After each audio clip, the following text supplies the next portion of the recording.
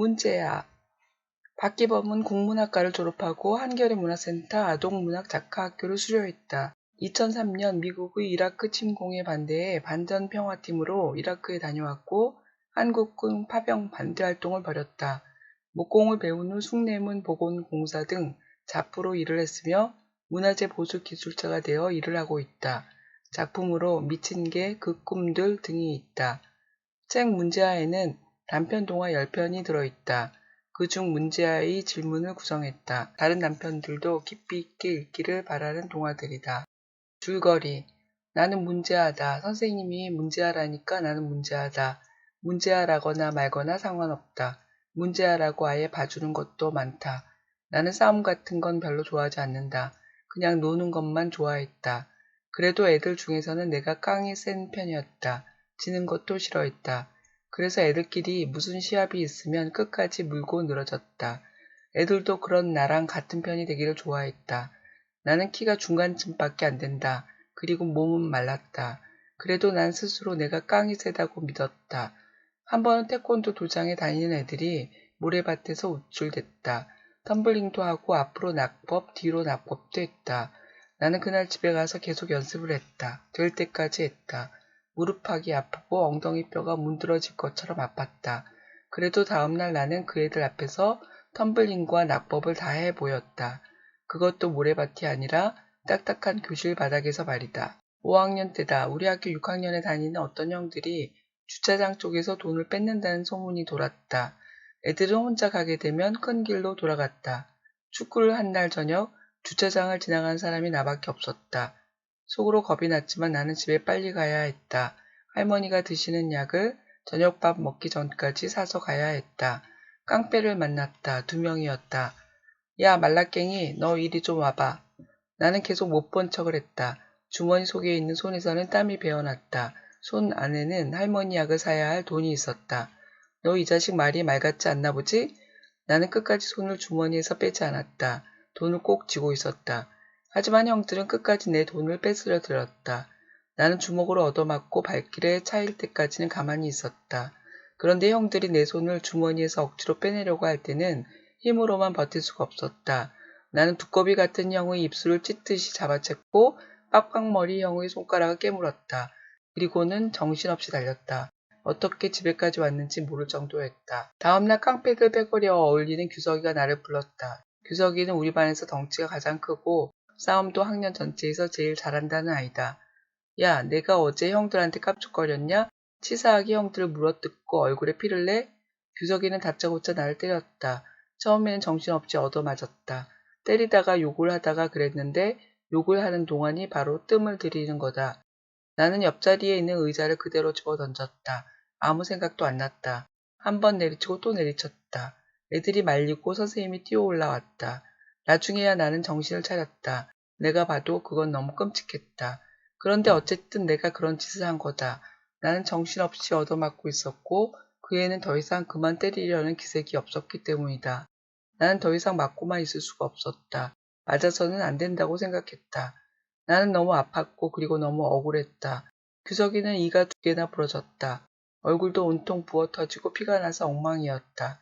그의 부모님은 학교에 몇 번이나 찾아왔고 나를 퇴학시키라고 난리였다. 선생님은 애들 앞에서 나를 천하의 악질처럼 몰아붙였다. 집에 와서는 치료비를 구하느라 속상해하는 아빠를 참아볼 수가 없었다. 나에게 문자라는 딱지가 붙은 것은 그 사건이 있은 다음부터다. 학교에서 애들은 나를 슬슬 피했다. 나한테 겁을 내고 있다는 게 척 느껴졌다. 애들은 내가 놀자니까 눈치를 보면서 노는 거지 재미있게 어울리지 않았다. 선생님도 그랬다. 내가 뭘 하거나 말거나 신경도 쓰지 않았다. 나는 알 수가 없었다. 사람들이 왜 나를 이렇게만 대하는지를 모르겠다. 억울하고 화가 나고 신경질이 났다. 결국 나는 문제라는 딱지를 떼어낼 수 없겠다고 생각한 이상 점점 그 딱지를 이용하는 쪽으로 변했다. 그게 더 편했다.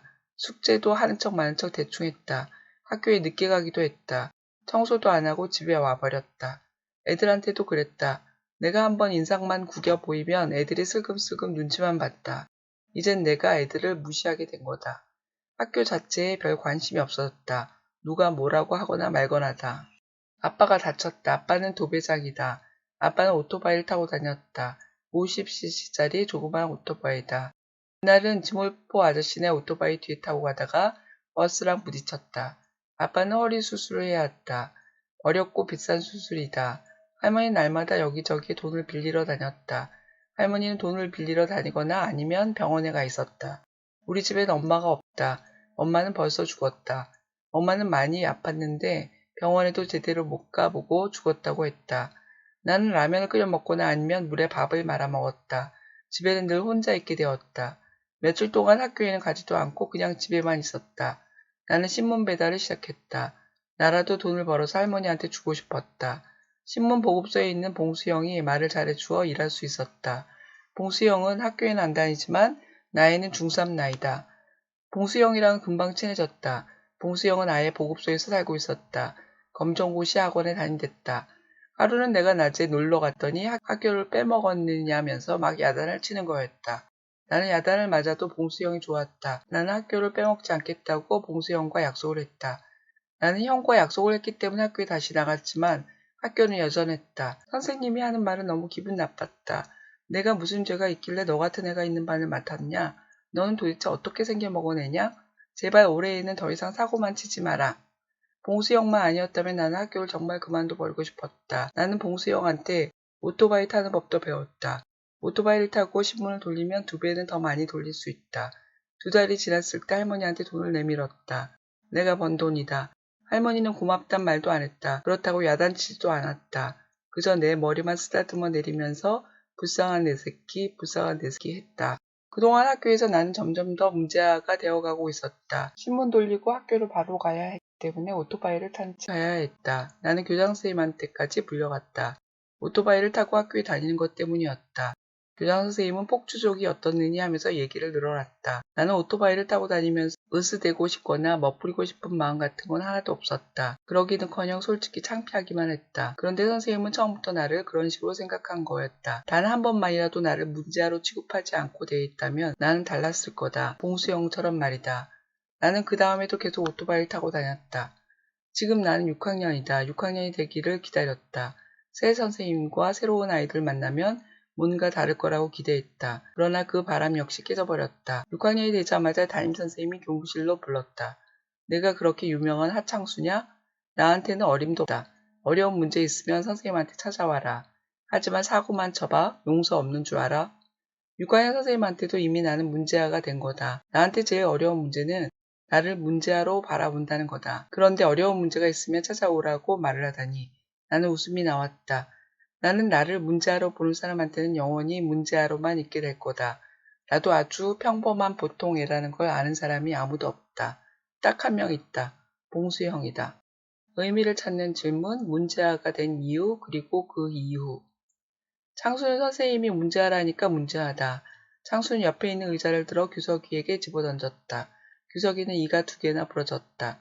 선생님은 창수를 친구들 앞에서 천하의 악질로 몰아붙였고 창수를 문제아로 규정했다. 의자로 친구를 내려쳤기 때문이다. 하지만 창수는 너무 아팠고 그리고 너무 억울했다. 창수는 더 이상 맞고만 있을 수가 없었다. 규석이는 덩치가 반에서 가장 크고 전학년에서 싸움도 제일 잘한다고 했다. 그런 규석이가 정신없이 창수를 때렸고 그만 때리려는 기색이 없었기 때문이다. 그렇다면 선생님 말처럼 창수는 악질일까? 아니면 정당한 행위를 했을까?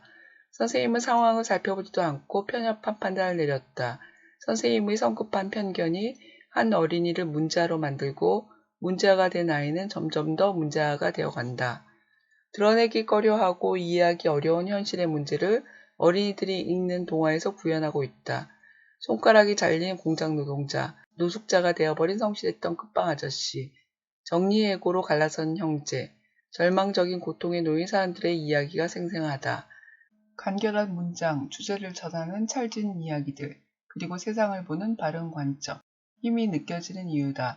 작가 박기범은 2014년 이라크 전쟁에서 만난 이들의 이야기, 그 꿈들 이후 현재까지 작품을 발표하지 않았다. 정확히 읽기, 책에 있는 사실 찾아보세요.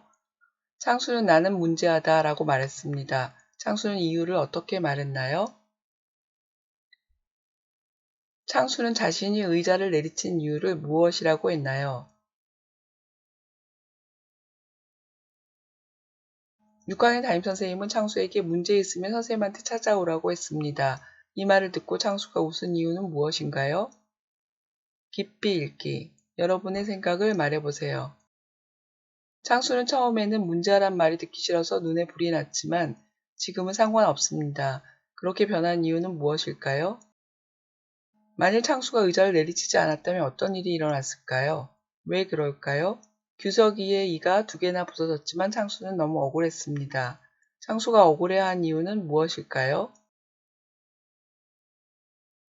여러분이 선생님이라면 어떤 아이를 문제라고 생각할까요? 그 아이에게 어떻게 대할까요? 어둡고 어려운 현실을 다루지만 어린이의 관점으로 이해하기 쉽게 쓰여 있습니다. 사회의 재반 문제에 대해 문제의식을 끌어낼 수 있습니다.